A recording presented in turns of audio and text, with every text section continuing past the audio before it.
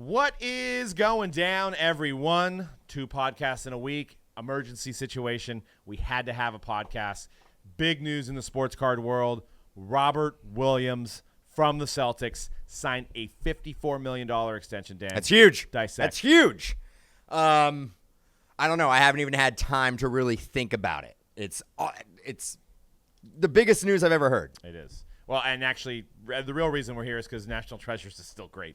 National Treasures basketball. But honestly, the real reason we're here with heavy hearts is that, and it took me a whole day to digest. I was on the Twitter machine. I even took a walk last night, put on Locust by Machine Head to clear my head to try to start thinking clearly about this whole situation, which is a great jam, by the way. Check it out yourself if you need to unwind a little bit, maybe break something. But Topps will no longer have the MLB license starting in 2026, as the news dropped yesterday, and I'm sure you guys all heard about it. We're here to state our opinion and talk about, we don't have all the facts, but talk about what we think may or may not happen and kind of just talk about the industry going forward. But as the Action Network relayed and a few other outlets, including the Wall Street Journal, put out yesterday, that Fanatics struck a union deal that's going to start 2023, meaning they have the Players Association license starting in 2023, and they have the exclusive MLB license in 2026. Now, what those licenses mean is that basically in 2023, Topps may not be able to use any MLB players. And then in 2026, they will no longer be able to use the license, so they won't be able to have team logos, anything like that. It's unclear whether Topps will try to make some kind of unlicensed airbrush type product. The speculation here is that Topps might be bought out by Fanatics so that they can use those long-standing brands. But it's sad because 70 years of Topps. It's Americana. It's like Coca-Cola. It's like McDonald's. It's Americana. It's part of history. It is sad. And Dan, what were your thoughts? It's sad. It is sad. I almost brought the bottle of tequila out here because it's really, change is not good in this scenery. It may be good in the long run, but as of right now, I have a lot of friends that work for Topps and that have been in the industry, and I worry about their livelihoods, and hopefully they will be able to find jobs in this industry. I feel the same way. That's what I was really thinking about last night is a lot of the friends who work at Topps, and we can sit here and we're probably going to speculate here in the next 20 minutes and talk about like a lot of what ifs, what could happen, but I don't know, man. It's hard to really digest, and I'm trying to figure out like what am I doing here on a Friday on a podcast. We had like Wednesday, which there was so much information that we were trying to get on Wednesday. I was like, this is the craziest content week ever, and then this bomb gets dropped and you came out. I actually wasn't even here. I came back in and you're like, you break the story, and I actually was like, nah, I can't do this right now. Like, it's not April Fool's. Like, I can't digest this. I was like, give me a second, let me go finish what I'm doing, figure this out. Went on Twitter, confirmed that you just weren't like tripping or got some bad Twitter knowledge or whatever. I don't hate on Darren Rovell, and I don't know that if any of his tweets have been false in the past, but it was almost like when Darren Rovell broke the news, it was like, well, let's wait. And then it was like once Wall Street Journal came out, they're like, it's real. So I don't know what Darren Rovell's done to people in the past, but I definitely felt like people were like, I don't know if I believe Darren Rovell in this snenario. Yeah, so, we'll see. I guess there's the hopes of that they do, I hate to say they acquire Topps, but, I don't. There's so many great brands that we've known and loved for over the years. But we look at Topps. Like, Topps is not owned by Topps. Like the Topps that we grew up with, right, as like with kids. And 70 years. We're not talking like our childhood, but we're actually talking about our parents' childhood. We're talking about like grandparents who like collected. 70 years. It's a long lineage. Now, I get what you're saying about like who knows what the future holds. Is Topps on the market right now? I think everybody can say yes, right? There's a possibility that like the end consumer, the end user, the end collector may not even see that much of a difference come 2025, 2026. If Fanatics buys Topps, they could just take the whole operation. Yeah. The infrastructure is there. And we could have Topps Chrome. On the back of the card, you might see a little trademark, a little Fanatics verbiage on it. But that may be the only difference that you'll see. And us in the industry, we will know the difference. But the end user, the end consumer, and the collector may not. Yeah, and there's definitely some things that we'll get into to dissect about the whole distribution of the hobby shop thing. But I think my initial thought as I took a step back yesterday and kind of stepped out of the business aspect of this hobby is that I felt like our niche hobby went corporate yesterday. I think that's what really kind of, is the bummer for me. And I know I'm on the business side of it. But it's almost like that band that you discovered, and there's not a lot of people listening to that band, and then all of a sudden that band sold out, and now everybody knows that band, and everybody loves the new album, but they don't remember the 5, 6, 7 albums ago when they were performing at the local clubs for 20 people.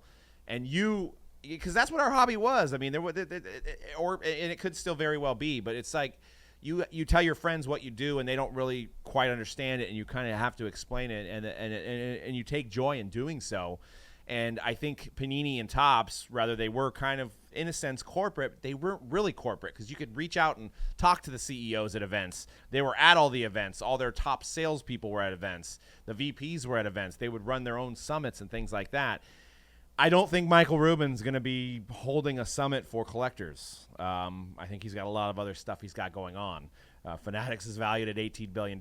He's working with Jay-Z. He owns part of the Sixers. I don't think it's going to be one of those situations where you can reach out and talk to the CEO. So that's a little bit of a bummer. And I know it's big. It's a big bank take little bank situation. If you guys remember that have been listening to this podcast for a long time, I've said it probably 5 or 6 episodes when we talk about licenses, when we talk about maybe Panini buying Upper Deck or why isn't Jordan on cards. I always mention that Fanatics is going to be a player because if you've watched their last 10 years of ascension, they started gobbling up all these licenses from like Majestic, and they've been able to get into the game of the apparel and really put their stamp and get in the door with these leagues. So it was almost probably a no-brainer for these leagues. For one, Fanatics offered money to the players in profit sharing, which I don't believe Topps was doing. I think one of the also that we mentioned and we were kind of discussing before we went live here to record this was maybe this avoids the arbitration and the players holding out for contracts. So maybe Rob Manfred felt like, hey, this is a decision to get the players some more money because the money was the talk of last year's season with the Pandy, the Pandy season. And, this is going to put some more money in players' pockets, and maybe they avoid some labor disputes, some lockouts, maybe some, missed games and missed seasons. Maybe this adds to it like, hey, Rob Manfred just got us a bunch of money from trading cards. It also says how the popularity of trading cards went through the roof to where Tony Clark could negotiate this type of deal. And I think both you guys just trading cards specifically. Just trading cards specifically. And I think that there's a really good chance that this may have avoided another lockout. I think the writing was on the wall before this deal that with the amount of revenue that was lost with last year's shortened season, the owners were not going to budge as much as the players were going to want them to budge, like that usually is. Yeah.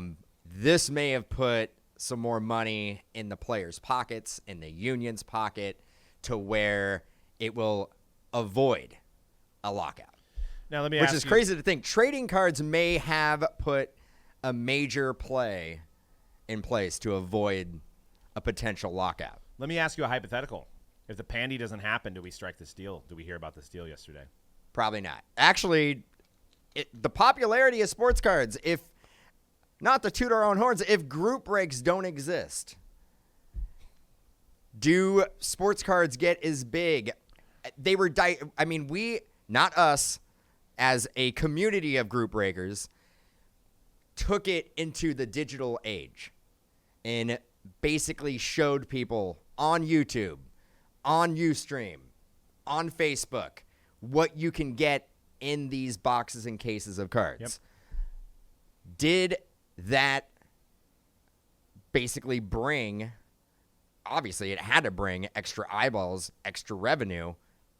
I don't know. What do you think? I agree, and that's a phenomenal point. I mean, and I'm all about patting ourselves. Doug's pretty much like, where's his cut?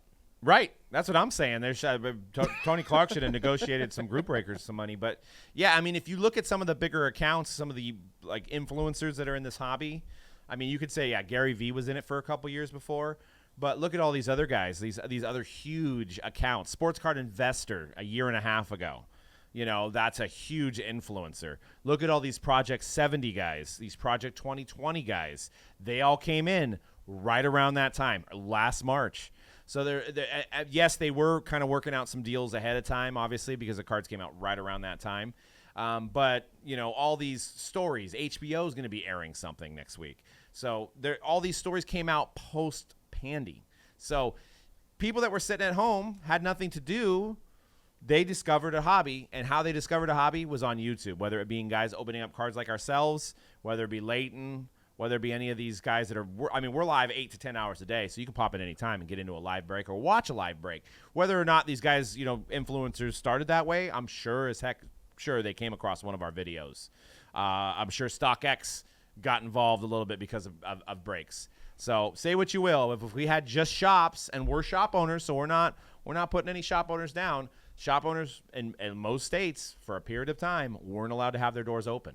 So I don't think we would have had much of a rush that we did without, cards being opened on YouTube, Instagram, all this stuff that you can look at these guys' accounts. They all double, triple, 10 times the amount of followers in that time period. Yeah. And I don't know. I mean, so we've already talked about the Fanatics deal. Tops, Major League Baseball. There is a lot of speculation with Panini, the NFL license, the NBA license, the Players Association with both sports. And there's a lot of misinformation and people jumping to conclusions. I'm gonna say my one piece, and then I'll hand it over to you. Yep. If you've noticed in the last 2 years, 3 years, 4 years even, Panini has had a partnership with Fanatics. On multiple levels. One level is that they have made products exclusive for Fanatics. You've had Prism, and you've had, I think they had a Phoenix football that released. I think there's been probably about 10 to 15 exclusive Fanatics releases made by Panini, distributed through Fanatics website. So that tells me that they have a working relationship. Again, I'm not speculating anything. I'm just giving the facts here. The other thing is we've been privileged enough to do the rookie photo shoot, the rookie premiere, both basketball and football. And Panini flips, if not the full bill, most of it, to have that event take place.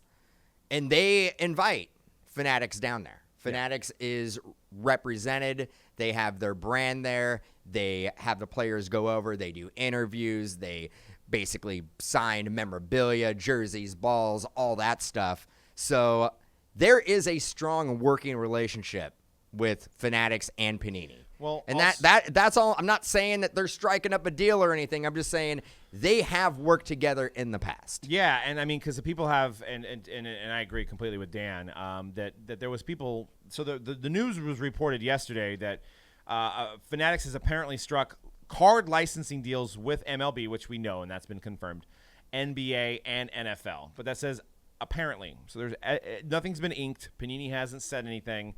But there's people on Twitter that are just saying that Panini's done now, too. They're lumping them in the same category. Nothing's been confirmed. Obviously, if you're Fanatics, you want this story to come out. You want to seem like you are buying it because it's putting it in the forefront. I mean, they want these players' unions to strike deals, the NBA, the NFL. But the NBA license for Panini expires in 2025. And the NFL expires in 2026. So we have 5 to 6 years of Panini.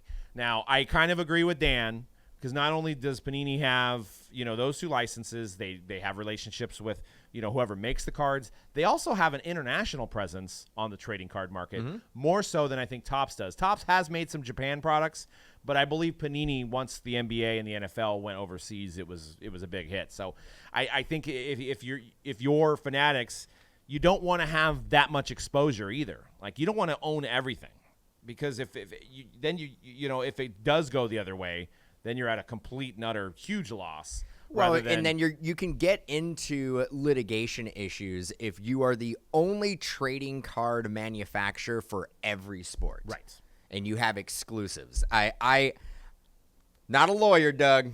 I'm not a lawyer, but I do know that will start setting the conversation. Yeah, but if Upper Deck still stays around, then is that? Yeah, I mean, you're right. That Upper Deck will still. And I saw a tweet from Upper Deck last night. They said they're not going anywhere. They not in the conversation. Upper Deck here to stay. I mean, they have those huge licenses. Just to remind you guys, they can't obviously make basketball cards. They do have the hockey license, but they do have the exclusive autograph deal for Jordan and the exclusive autograph for LeBron. And Tiger. So Serena and all the hockey guys, Wayne Gretzky, Bobby Orr, all those guys. Connor McDavid. Connor McDavid. I mean, you can go on and on and on. They got it. They've got some Ben big names. Simmons. Not Bryson DeChambeau anymore, but Miles Bridges. Yeah. Don't call him LaMelo. We had to refer to episode 201 on the whole LaMelo Miles Bridges. I thought that and I actually thought the PWCC and the National Treasures talk was going to be the segment of the year. Until Fanatics said, hold our beer. Until Fanatics was like, hold my beer. Or our, because our beer? I don't know. Everybody, hold my beer is the correct statement, but hold my beers? My beers, yeah. So, yeah, we'll see what happens with Panini, but, I feel like they have a little bit more of the market share, obviously, with the licenses they have.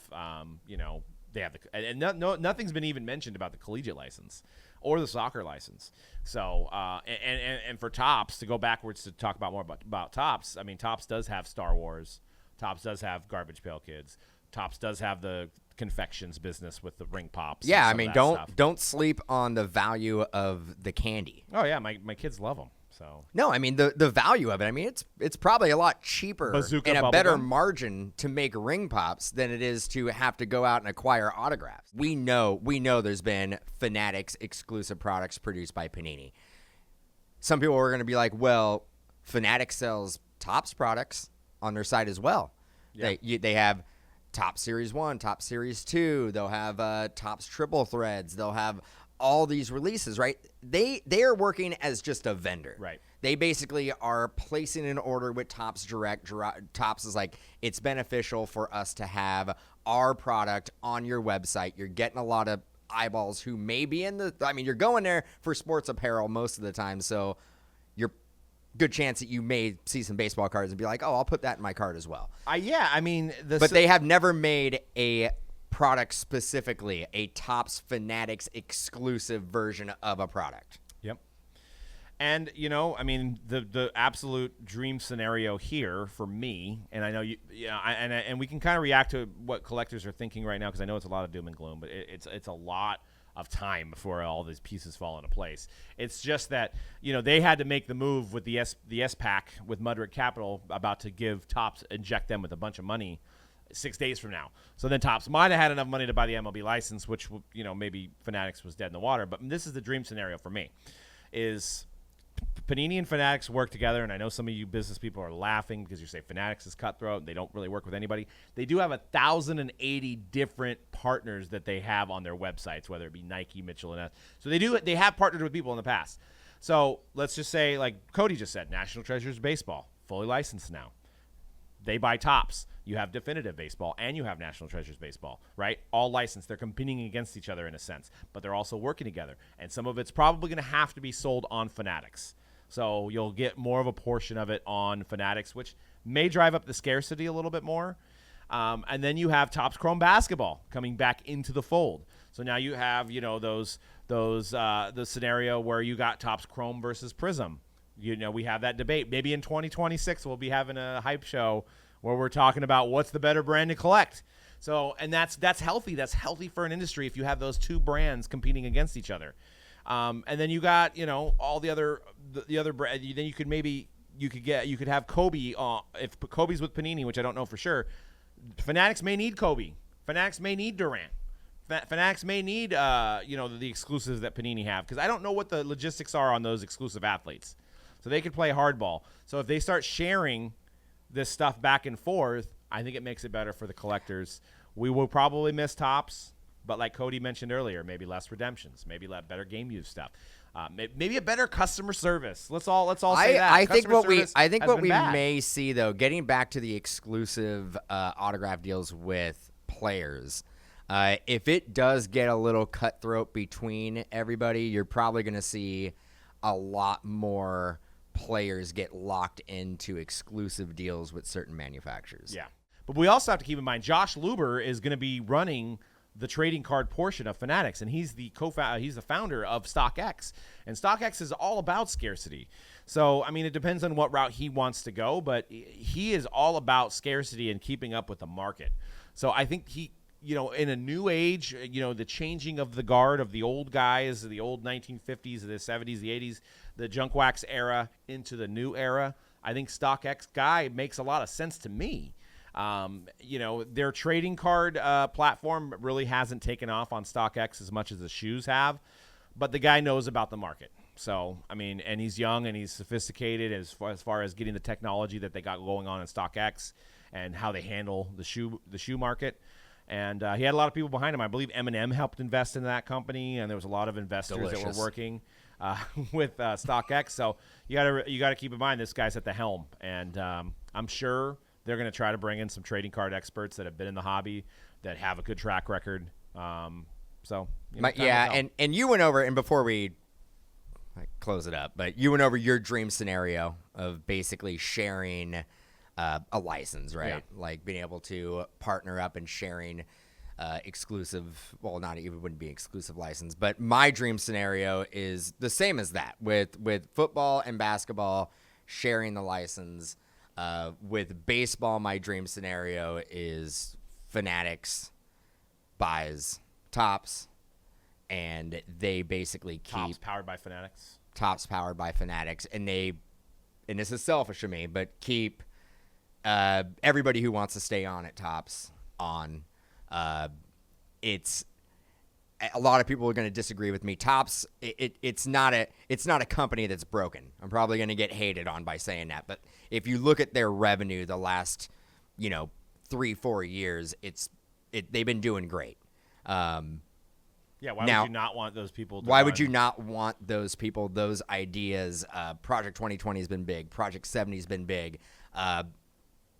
Every release has been big. And Topps has been doing a great job, so why would you not want to keep that infrastructure? And it could be better. I mean, it always can be better. Like, you have a company like Fanatics, maybe they put money into redemptions. They have more of like an insight on how to fulfill those redemptions, since they're intertwined and the leagues are now part owners of this category. So maybe that does help. But that is my dream scenario. And one last question for you, because we mentioned it and we teased it at the beginning of the pod here. And by the way, please hit that subscribe. What do you think this does to the distribution channel? Because we all know that Fanatics has the whole e-commerce distribution already on lock for, something that sells a lot more at a higher clip than trading cards. So trading cards, to distribute trading cards is a very simple, proposition for them to do, compared to sending out thousands upon thousands upon thousands of jerseys every day. If I had to rank who would be in probably the most unfamiliar or maybe concerning position going forward, I would probably rank distributors up there at the top, right? Because we don't know if Fanatics is going to need that type of infrastructure to move the product, right? So they would probably be number one. Number two, online retailers. I'd probably be a little concerned if I was an online retailer. And I will lump Group Breakers in with that as well. But as far as the Group Breakers, I don't know if Fanatics has looked at how people digest the product, and are they going to try to poach or hire group breakers powered by Fanatics to basically move their product that way on their own platform, maybe their own broadcasting platform, maybe not even going to YouTube. Maybe they have a broadcasting platform that is solely sports cards, solely Fanatics based. It could be. I mean, the one positive about the distribution channel is that, Panini sells 70%. I'm just throwing out numbers. I don't know the true numbers, but let's just say a product like National Treasures, is a $10 million product that they made. Well, they can basically take $6 million of that right away and then get one check for it. So if you piecemeal the $10 million and you have to sell it to 500,000 customers, there's a lot more costs in shipping. There's a lot more costs in potential damages. Like if something gets shipped and it got damaged to a customer, then the Fanatics has to deal with that. Whether if they're partners with a big distributor, any of those problems on that particular lines of the product is handled by the distributors. So there's less people they have to hire. There's less people that have to deal with that kind of work. So I guess you have to weigh out the margins. Is the margins going to be worth dealing with? And let's face it, how many people are actually going to be buying? We talked about it on the show on Wednesday. It's the same week, on episode 201, that there was 4,175 cases of National Treasures made. And the market on the product is $15,000. I just don't see the ability to sell that many products through the public without using the wholesaler accounts who then sell to card shops who also sell to breakers. I just don't see products like that happening. Now, if it's a Series 1 release and it's a $100 to $150 product, I could see them moving 20,000, 30,000 boxes. I just don't know what the high-end market will do. All right, yeah, and I did basically say distributors. Now, most distributors, and I will say this, trading cards is just a portion of their business. So when I say I would be concerned if I was a distributor, only for the trading card category. Yes. You still have gaming, you have board games, you have supplies. Most distributors that we deal with are going to be fine. It's just maybe the trading card category doesn't look exactly the way it has the last 4 or 5 years. But I think everybody was kind of prepared for that anyway, right? Right. Well, also, if you remember when we started doing business in 2010, the trading cards were in the back. It was all about the gaming. Mm-hmm. It was about the board games. Settlers of Catan was flying off the shelf. It wasn't much of a focus on the money that they were making wasn't really on the sports card. Well, that is it for this emergency podcast, guys. Make sure you subscribe at Mojobreak Media here on YouTube. We're doing breaks 7 days a week on Mojobreak.com, which is our main feed, Mojobreak on YouTube. Also, if you want some sealed wax shipped to you, who knows? Topps product. I mean, there's that rumor that maybe you should sit on some Topps product because it may be, no more. So you can buy those Topps boxes at MojobreakShop.com. We'll ship them sealed to your door. So check that out. And till next week, peace out. Before you go, Spectra out today. NT still booming. Booming.